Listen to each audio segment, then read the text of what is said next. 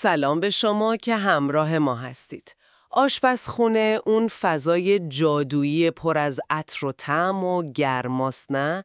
جایی که خلاقیت شکوفا میشه. اما تا حالا فکر کردید که همین فضا اگه حواسمون نباشه چقدر میتونه پر از خطرات پنهان باشه؟ مخصوصاً وقتی پای حساسیت‌های غذایی به میون میاد. مسئولیت پخت و پز برای دیگران یه اعتماد خیلی بزرگه. امروز میخوایم با هم یه کاوش دقیق داشته باشیم در مورد ایمنی توی آشپزخونه. با تمرکز ویژه روی دنیای پیچیده و خب خیلی مهم حساسیت‌های غذایی. راهنمای ما هم در این مسیر کتاب ارزشمند The Professional Chef و نکات کلیدی تجربیات شف علی معتمد هست که راستش تاکید زیادی روی این جنبه‌های حیاتی آشپزی دارن. کاملا درسته. هدف ما اینه که فراتر از یه سری دستورالعمل خشک بریم و بفهمیم چرا شناخت این حساسیت‌ها و رعایت نکات ایمنی اینقدر اساسیه. این فقط مربوط به رستوران‌های بزرگ نیست. این دانش بخشی از آشپزی مسئولانه و حرفه‌ایه، حتی توی آشپزخونه خونه شما. میخوایم ببینیم چطور این آگاهی میتونه به شما کمک کنه تا با اعتماد به نفس و خیال راحت‌تری آشپزی کنید و خب مطمئن باشید غذایی که با عشق آماده میکنید برای همه امن و لذت بخش باشه. بسیار خوب، بیایید از پایه شروع کنیم. شف علی معتمد همیشه تاکید میکنن که اولین قدم درک تفاوت بنیادین بین حساسیت غذایی واقعی یا آلرژی و عدم تحمل غذایی یا اینتالرنس هست. این دوتا خیلی وقتا اشتباه گرفته میشن. حساسیت غذایی ببینید یه واکنش از طرف سیستم ایمنی بدنه. سیستم ایمنی یه ماده غذایی خاص رو به اشتباه به عنوان یه مهاجم خطرناک شناسایی میکنه و خب بهش حمله میکنه. این واکنش میتونه از خفیف تا بسیار شدید و حتی تهدید کننده زندگی باشه. پس یعنی بدن داره زیادی واکنش نشون میده به چیزی که قاعدتاً بی‌ضرره؟ دقیقاً. در مقابلش عدم تحمل غذایی معمولاً به سیستم گوارش مربوط میشه. یعنی بدن ممکنه آنزیم لازم برای هضم ماده غذایی خاص رو نداشته باشه، مثل عدم تحمل لاکتوز که خیلی‌ها باهاش آشنا هستن. علائمش ناخوشاینده، مثل دلدرد یا نفخ، اما معمولاً خطر جانی نداره. درک این تفاوت خیلی مهمه، چون خب نحوه مدیریت و میزان خطرشون کاملاً متفاوته. آها، یعنی اگه کسی بگه من به شیر آلرژی دارم، باید خیلی خیلی جدی‌تر بگیریم تا اینکه بگه شیر بهم نمیسازه؟ همینطوره، 100%. واکنش‌های آلرژیک میتونن خیلی سریع، گاهی در عرض چند دقیقه بروز کنن. علائمش متنوع، از خارش پوست، کهیر، آبریزش بینی یا چشم گرفته تا موارد جدی‌تر مثل تورم لب‌ها، زبان یا گلو که میتونه راه تنفس رو مسدود کنه و نیاز به اقدام فوری پزشکی داره. برای همین وقتی کسی از شما میخواد مثلا غذایی بدون گردو براش درست کنید، هیچ وقت نباید فرض کنید صرفاً یه ترجیح شخصیه. ممکنه پای یک آلرژی جدی وسط باشه و حتی مقدار خیلی خیلی کم از اون ماده، مثلا یه ذره گردوی خرد شده که روی تخت کار باقی مونده، باعث واکنش شدید بشه. وای، اون بوی خوشایندی که ما از سرخ شدن پیاز و سیر حس می‌کنیم میتونه برای یه نفر دیگه زنگ خطر باشه. چه عجیب. کاملاً. و برای همین شناخت آلرژن‌های شایع خیلی مهمه. یه لیست معروف هست به نام 8 بزرگ یا بیگ 8 که بیشترین موارد آلرژی غذایی رو در خیلی از کشورها شامل میشن. بادام زمینی، مغزهای درختی مثل گردو، بادام، پسته اینا، شیر، تخم مرغ، گندم، سویا، ماهی و گروه صدفداران، شلفیش مثل میگو و خرچنگ. اما نکته‌ای که شف علی معتمد روش تاکید دارن و خیلی مهمه، اینه که ماجرا به این 8 ختم نمیشه. آلرژن‌های مهم دیگه‌ای هم هستن که شاید کمتر بهشون توجه بشه، ولی به همون اندازه میتونن خطرناک باشن. مثلا کنجد، سسمه، خردل، ماستارد، کرفس، سلری و همینطور گلوتن که حساسیت بهش میتونه فراتر از خود گندم باشه. آگاهی از این لیست گسترده‌تر برای هر کسی که آشپزی میکنه حیاتیه. واقعاً. لیست بلند بالاییه. پس موقع آشپزی برای دیگران، مخصوصاً اگه اونا رو خوب نمیشناسیم یا مثلا برای جمع بزرگی غذا درست میکنیم، باید خیلی خیلی مراقب باشیم. حالا میرسیم به جنبه‌ای که خب نیازمند بیشترین توجه و جدیته. آنافیلاکسی و خطر کراس کانتکت. آنافیلاکسی شدیدترین و خطرناکترین نوع واکنش آلرژیکه. یه وضعیت اورژانسی پزشکی که میتونه کل بدن رو تحت تأثیر قرار بده. علائمش میتونه شامل سختی شدید در تنفس به خاطر تورم گلو یا انقباض راه‌های هوایی باشه، افت شدید و ناگهانی فشار خون، سرگیجه، از دست دادن هوشیاری و حتی ایست قلبی. وای، فقط شنیدن علائمش هم نگران کننده است. انگار بدن کاملا از کنترل خارج میشه. همینطوره. و نکته حیاتی اینه که در این شرایط زمان به معنای واقعی کلمه طلاست. یعنی ثانیه‌ها مهمن. اقدام فوری و صحیح میتونه جان فرد رو نجات بده. درمان اصلی و فوری برای آنافیلاکسی تزریق اپینفرین یا همون آدرنالین هست که معمولاً با یه دستگاه تزریق خودکار به اسم اپیپن یا همون اپیپن انجام میشه. و البته همزمان باید فوراً با اورژانس یعنی 115 تماس گرفت. حتی اگه بعد از تزریق اپیپن حال فرد بهتر شد، باز هم باید به بیمارستان منتقل بشه چون ممکنه واکنش 2 مرحله‌ای رخ بده. یادتون باشه، ثانیه‌ها حیاتی هستند. موضوع مهم بعدی که مستقیما با پیشگیری از این واکنش‌های شدید مرتبطه، کراس کانتکت یا تماس متقاطع است. این یعنی انتقال ناخواسته ی ماده آلرژیزا از یک غذا، سطح یا وسیله به غذای دیگه‌ای که قراره برای فرد حساس سرو بشه. نکته کلیدی که باید درک کنیم اینه که حتی مقدار بسیار کم و نامرئی از آلرژن میتونه برای فرد بسیار حساس واکنش شدید ایجاد کنه. مقدار نامرئی یعنی چی؟ چطور ممکنه؟ میشه یه مثال بزنید که ملموس‌تر بشه؟ حتماً. مثالهایی که شف علی معتمد میارن خیلی روشنگره. تصور کنید توی یه روغن اول میگو که جزو شلفیش هست سرخ میکنید و بعد توی همون روغن سیب زمینی برای کسی که به میگو آلرژی داره سرخ میکنید. حتی اگه تکه های میگو رو جدا کرده باشید، پروتئین های آلرژیزای میگو توی روغن باقی موندن و به سیب زمینی منتقل میشن. یا فکر کنید روی تخته‌ای که قبلا روش بادوم زمینی خورد کردید، حالا دارید سالاد برای فردی با آلرژی به بادوم زمینی آماده می‌کنید. حتی اگه تخته رو فقط با دستمال پاک کرده باشید، ذرات میکروسکوپی بادوم زمینی میتونن باقی مونده باشن. یا استفاده از یک قاشق یا عنبر مشترک برای برداشتن هم غذای حاوی آلرژن و هم غذای ایمن. اون قاشق مشترک توی بوفه صبحانه هتل یا حتی سر میز شام خانوادگی میتونه خیلی خطرناک باشه. وای خدای من، این خیلی راحت تر از چیزی که فکر میکنیم اتفاق میفته. پس این یعنی باید یه جورایی وسواس زیادی به خرج بدیم، مخصوصا اگه بدونیم کسی حساسیت داره.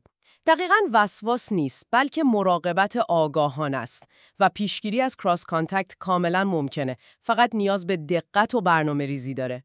چند تا راهکار کلیدی هست. استفاده از وسایل کاملا جداگانه، یعنی تخته‌های برش، چاقوها، قابلمه‌ها، تابه‌ها و ظروف مخصوص برای تهیه غذای فرد آلرژیک. بهترین کار اینه که این وسایل رنگ متفاوتی داشته باشن تا اشتباه نشن. شستشوی بسیار دقیق دستها.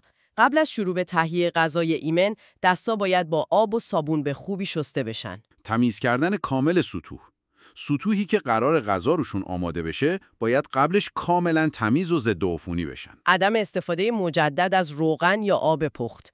روغنی که توش آلرژن سرخ شده یا آبی که توش آلرژن پخته شده، مثل آب پاستا برای فرد حساس به گندم، نباید برای غذای ایمن استفاده بشه. نگهداری هوشمندانه مواد غذایی. توی یخچال یا انبار مواد غذایی بدون آلرژن باید همیشه بالاتر از مواد حاوی آلرژن نگهداری بشن و در ظروف دربسته باشن تا هیچ گونه چکیدن یا ریزشی اتفاق نیفته. چقدر نکات ظریف و کاربردی. اینا جزئیاتی هستن که شاید تو شلوغی آشپزی از دست برن، ولی خب الان فهمیدیم که چقدر میتونن حیاتی باشن. این منو یاد مسئولیت پذیری و اهمیت ارتباط میندازه. دقیقاً به نکته درستی اشاره کردید. این مراقبت‌ها ما رو میرسونه به بحث مسئولیت پذیری، مخصوصاً در محیط‌های حرفه‌ای مثل رستوران‌ها. اما خب اصولش برای خونه هم کاربرد داره. یکی از مهمترین ابزارها شفافیت در منو یا منو ترانسپرنسی هست. شف علی معتمد تاکید دارن که مهمان نباید مجبور باشه مثل کاراگاه‌ها دنبال آلرژن‌ها بگرده یا حدس بزنه. منو باید اطلاعات واضح و دقیقی در مورد آلرژن‌های موجود در هر غذا ارائه بده. خب این کار رو چطور میشه انجام داد بدون اینکه منو خیلی شلوغ و گیج کننده بشه؟ چند تا روش خوب وجود داره. یکی استفاده از نمادها یا حروف اختصاری کنار اسم غذاهاست با یه راهنمای واضح در انتهای منو. مثلا گ برای گلوتن، مغ برای مغزها، ش برای شیر و لبنیات. روش دیگه اینه که آلرژن‌های اصلی در لیست مواد تشکیل دهنده غذا بولد یا پررنگ نوشته بشن. مثال: پاستا با سس پستو حاوی گندم، شیر، مغز کاج. یه راهکار خیلی خوبه دیگه تهیه یه منو یا جدول جداگانه مخصوص آلرژن هاست که مهمان میتونه درخواست کنه و ببینه دقیقاً هر غذا حاوی چه آلرژن هاییه یا فاقد چه آلرژن هاییه. اما نکته حیاتی اینه: این اطلاعات باید همیشه دقیق، صحیح و بروز باشن. اگه دستور پخت یه غذا عوض شد، اگه تأمین کننده یه ماده اولیه مثل سس مایونز تغییر کرد، اگه از یه برند جدید شکلات استفاده شد، باید فوراً اطلاعات آلرژن‌ها در منو بازبینی و اصلاح بشه. منو دیگه فقط یه لیست غذا برای فروش نیست، بلکه یه سند مهم برای حفظ ایمنی و سلامت مهمان هاست. این نگاه منو به عنوان یه سند ایمنی خیلی جالبه. یعنی فراتر از انتخاب غذا، به عنوان ابزاری برای مراقبت. همینطوره. و این مراقبت در ارتباط مستقیم با مهمانم باید نمود پیدا کنه. کارکنان به ویژه پیشخدمت‌ها باید آموزش ببینن که همیشه و با لحنی محترمانه این سوال کلیدی رو از مهمان‌ها بپرسن. آیا شما یا کسی در مهمانی شما حساسیت غذایی خاصی دارین که لازم باشه ما بدونیم؟ این سوال نشون دهنده اهمیت و توجه رستورانه و از فرضیات خطرناک جلوگیری میکنه. هیچ وقت نباید فرض کرد درخواست مهمان مثلا بدون سس سویا لطفاً فقط یه ترجیح شخصیه. و مهمترین که پیشخدمت هرگز نباید بدون هماهنگی دقیق با آشپز به مهمان اطمینان بده که یه غذا براش کاملا ایمنه. باید بره بپرسه و جواب قطعی رو از آشپز بگیره. پس یه جور زنجیره اطمینان باید وجود داشته باشه. از مهمان به پیشخدمت، از پیشخدمت به آشپز و دوباره برعکس. درسته؟ دقیقاً. ایمنی غذایی به خصوص در مورد آلرژی ها یک کار تیمی هست. از مدیر رستوران گرفته تا سرآشپز، کمک آشپز، پیشخدمت و حتی کسی که ظرفا رو میشوره همه نقش دارن. شستشوی صحیح ظروف برای حذف کامل بقایای آلرژن ما فوق‌العاده مهمه. برای همین آموزش کارکنان باید مداوم و منظم باشه، نه فقط یه جلسه در سال. شف علی معتمد حتی به تمرین سناریوهای مختلف یا رول پلیینگ اشاره میکنن. مثلا تمرین کنن که اگه یه مهمان علائم واکنش آلرژیک نشون داد، هر کس باید چه کاری انجام بده. و این ما رو میرسونه به آخرین بخش این زنجیره. داشتن یه پروتکل اضطراری یا امرجنسی پروتکل واضح و تمرین شده در هر آشپزخونه‌ای، چه رستوران، چه حتی شاید در محیط‌های بزرگتر مثل مدارس یا شرکت‌ها. مراحلش باید برای همه روشن باشه. 1. تشخیص سریع علائم واکنش آلرژیک. 2. تماس فوری با اورژانس 115 و دادن اطلاعات دقیق. 3. در صورت وجود و آموزش لازم، کمک به فرد برای استفاده از اپیپن شخصیش، البته قوانین مربوط به این کار ممکنه متفاوت باشه. 4. آرام کردن فرد و موندن کنارش تا رسیدن کمک‌های پزشکی. داشتن آمادگی و برنامه مشخص در این شرایط بحرانی میتونه تفاوت بین مرگ و زندگی باشه. واقعا مهمه. واقعاً این بحث آلرژی‌ها و مسئولیت‌های سنگینی که به همراه داره خیلی تکان دهنده است و دید ما رو نسبت به غذا و آشپزی تغییر میده. اما انگار شف علی معتمد به یه سری دیدگاه‌های کلانترم در مورد ریشه‌های احتمالی افزایش آلرژی‌ها اشاره میکنن. بله، ایشون به یه نکته تأمل برانگیز اشاره میکنن که البته مهم تأکید کنیم بیشتر در حد یک دیدگاه و زمینه فکری برای آگاهی بیشتر سرآشپز است و نه یک حقیقت علمی کاملا اثبات شده. این دیدگاه به ارتباط احتمالی بین افزایش شیوع آلرژی‌ها در دهه‌های اخیر و تغییرات گسترده در سیستم کشاورزی مدرن و صنعتی شدن تولید غذا میپردازه. جالبه. یعنی چطور ممکنه نحوه تولید غذا روی آلرژیا تأثیر بذاره؟ چند تا فرضیه مطرح میشه. یکی این که فرایندهای صنعتی روی مواد خام ساختار اونها رو تغییر میده. مثلا فرایندهایی مثل هوموژنیزه کردن یا پاستوریزه کردن با دمای خیلی بالا. ممکنه ساختار پروتئین‌های شیر رو به شکلی تغییر بده که سیستم ایمنی بعضی افراد راحت‌تر اونها رو به عنوان بیگانه شناسایی کنه. یا مثلا در مورد گندم گفته میشه که طی ده‌ها اصلاح نژاد برای افزایش عملکرد و کیفیت پخت، مثلا گلوتن بالاتر برای نان حجیم‌تر، ممکنه پتانسیل آلرژیزایی اون رو هم برای افراد مستعد افزایش داده باشه. استفاده گسترده از افزودنی‌ها، نگهدارنده‌ها و تم‌دهنده‌های مصنوعی در غذاهای فرآوری شده هم عامل دیگریه که میتونه سیستم گوارش یا ایمنی رو تحت تأثیر قرار بده. یه تئوری مهم دیگه هم هست به اسم فرضیه بهداشت یا هایجین هایپوتزیس. این نظریه میگه که زندگی مدرن ما با بهداشت بالا و استفاده زیاد از آنتیبیوتیک‌ها باعث شده سیستم ایمنی ما مخصوصاً در دوران کودکی کمتر با میکروب‌ها و انگل‌های متنوع مواجه بشه. یه تحمل مواد بی خطر مثل گرده گل یا پروتئین‌های غذایی به اونها واکنش آلرژیک نشون بده. باز هم تأکید میکنم اینها بیشتر زمینه‌هایی برای تفکر و آگاهی هستند. شف علی معتمد اینها رو مطرح میکنن تا سراشبزاد دید وسیع‌تری نسبت به موادی که باهاشون کار میکنن داشته باشن، نه اینکه اینها رو به عنوان دلایل قطعی بپذیریم. چقدر پیچیده و در عین حال مهم. این یعنی حتی انتخاب‌های ما در سطح کلان تولید غذا هم میتونه روی سلامت فردی ما تأثیرات غیرمنتظری داشته باشه. خب در کنار این بحث عمیق در مورد آلرژی ها، شف علی معتمد حتما روی ایمنی عمومی در آشپزخونه هم تاکید دارن، درسته؟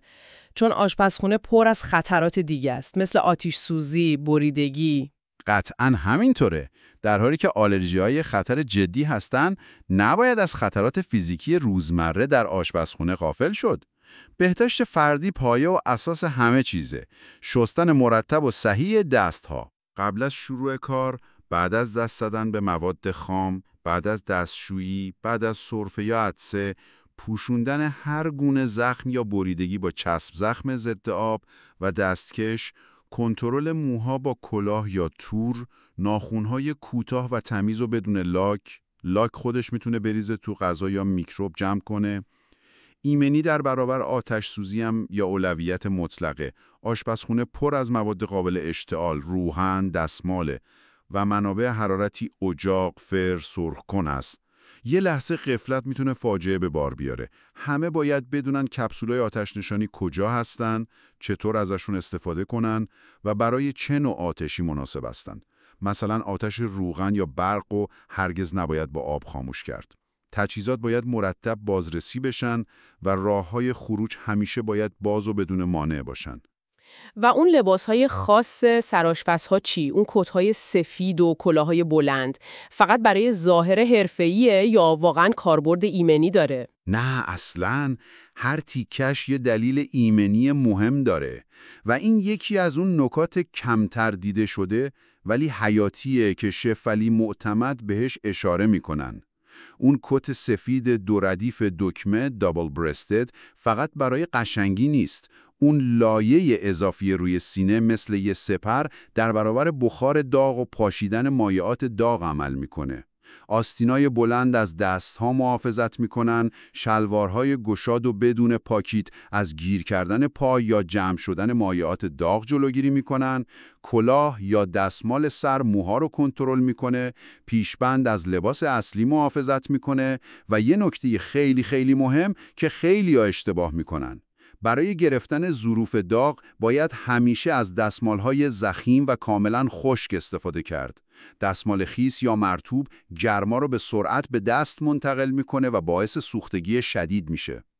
کفشا هم باید محکم با رویه مقاوم، ترجیحاً چرمی و کف ضد لغزش باشن تا از لیز خوردن روی زمین خیس یا چرب آشپزخونه جلوگیری کنن. البته استانداردهای ایمنی محیط کار فراتر از این هاست و شامل مواردی مثل وجود جعبه کمک‌های اولیه مجهز و در دسترس که اوشا روش تأکید داره، روش صحیح بلند کردن اجسام سنگین برای جلوگیری از آسیب کمر و اطمینان از ایمن بودن تجهیزات برقی میشه. در محیط‌های حرفه‌ای‌تر مقررات خاصی هم برای ثبت حوادث و اطمینان از دسترسی پذیری برای افراد با نیازهای خاص وجود داره، مثل قوانین ایدیا. و یه مسئله بسیار جدی دیگه که باید بهش اشاره کرد، خطرات مصرف الکل یا مواد مخدر در محیط کاره که به شدت روی تمرکز، قضاوت و زمان واکنش تأثیر منفی میذاره و میتونه منجر به حوادث وحشتناکی بشه. کاملا مشخصه که آشپزی چه در سطح حرفه‌ای و چه در خانه برای عزیزانمون یه مسئولیت خیلی بزرگه. یعنی درک این اصول ایمنی، مخصوصاً پیچیدگی‌های مربوط به آلرژی‌ها، دیگه یه انتخاب نیست، یه ضرورته. اینها فقط قوانین خشک و خالی برای رستوران‌های ستاره‌دار نیستن، برای همه است. دقیقاً همینه. تمام این بحثا در نهایت به یک چیز ختم میشه: مراقبت، مسئولیت پذیری و ایجاد حس اعتماد. وقتی شما این نکات رو رعایت می‌کنید، چه به عنوان یه سراشف حرفه‌ای و چه به عنوان میزبان در خانه، دارید به مهمان یا اعضای خانواده‌تون نشون میدید که سلامتی و راحتی اونها برای شما در اولویت قرار داره. این دانش و آگاهی فقط برای جلوگیری از اتفاقات بد نیست، بلکه باعث میشه همه بدون نگرانی و با خیال راحت از لذت غذا خوردن در کنار هم بهره‌مند بشن. این اعتماد خودش یه طعم دهنده نامرئی ولی بسیار ارزشمنده. پس اگه بخوایم یه جنبندی داشته باشیم، حرفه‌ای بودن در آشپزی یا حتی آشپزی خوب و مسئولانه در خانه فقط به تکنیک‌های پخت و پز، طعم‌های هیجان‌انگیز و ظاهر زیبای غذا محدود نمیشه، بلکه نظم، دقت، آگاهی و از همه مهمتر حس مسئولیت پذیری و مراقبت پایه‌های اصلی اون هستند. محافظت از سلامت کسانی که براشون آشپزی می‌کنیم بخشی جدایی ناپذیر از احترام و عشقی هست که می‌خوایم از طریق غذا بهشون منتقل کنیم. و به عنوان یه نکته کاملا عملی و کاربردی برای شما شنونده عزیز که شاید از فردا با دید متفاوتی وارد آشپزخونه بشید، عادت کنید که همیشه قبل از آشپزی برای دیگران خیلی راحت و مستقیم ازشون در مورد هر گونه حساسیت یا محدودیت غذایی سوال کنید. این اصلاً نشونه بی‌ادبی نیست، بلکه نشون دهنده دقت و اهمیت شما به اونهاست. اگه کوچکترین شکی دارید یا اگه نمیتونید از ایمن بودن کامل یه غذا مطمئن بشید، بهترین و امن‌ترین راه اینه که اون ماده مشکوک رو کلاً حذف کنید یا غذای اون فرد رو از ابتدا تا انتها کاملاً جداگانه با وسایل تمیز و اختصاصی آماده کنید. یادتون باشه احتیاط همیشه شرط عقله، مخصوصاً وقتی پای سلامت دیگران در میونه. و شاید بد نباشه این کاوش امروز رو با یه سوال برای فکر کردن بیشتر به پایان ببریم.